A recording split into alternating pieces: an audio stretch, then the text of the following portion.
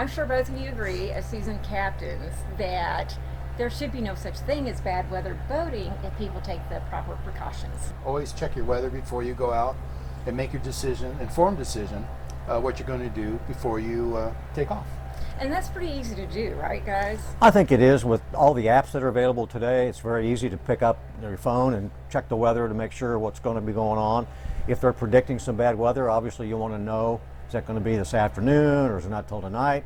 There's a nice little radar app on your phone, be a good one to have too, so you can kind of watch those storms that might be coming through. So yeah, it's easier now than it used to be to check the weather. Now, we talk about safety precautions before you ever leave the dock quite often, and I know a big part of that is a float plan. So if one of you could explain what a float plan is and why it might look excessive on the surface for your recreational boaters or your angler who wants to go out every day, that's really important. It really is. An idea of a float plan is to let people know where you are, when you're leaving, where you're going, and maybe other possible stops that you're going to be making on the way, and what time you expect to return. It really is a way for, in the event something does happen, they know where to start looking for you. And things happen where you might have motor problems, or you just get talking with friends and not get back at the time that you're supposed to do. I'd rather be safe than sorry.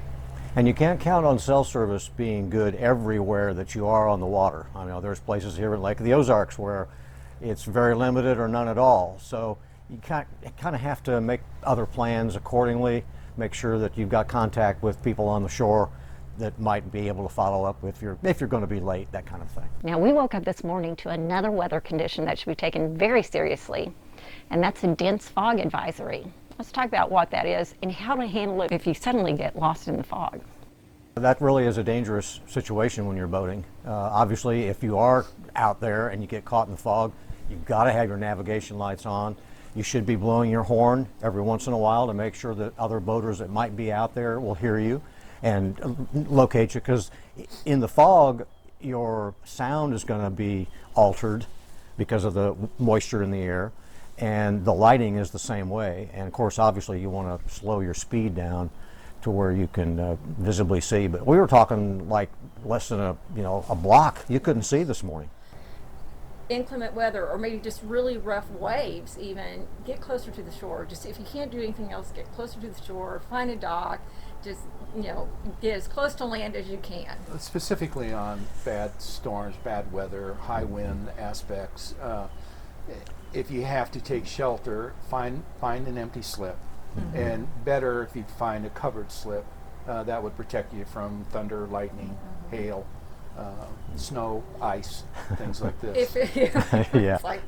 Which hopefully you saw that before you went out and just didn't get in the boat. Well, no, I mean, but it does happen. It does. Well, happen. die-hard boaters are going to go out in all kinds of weather. I mean, so yeah, you want to go out, you're going to go out. Saddest day of the year is winterizing your boat, right?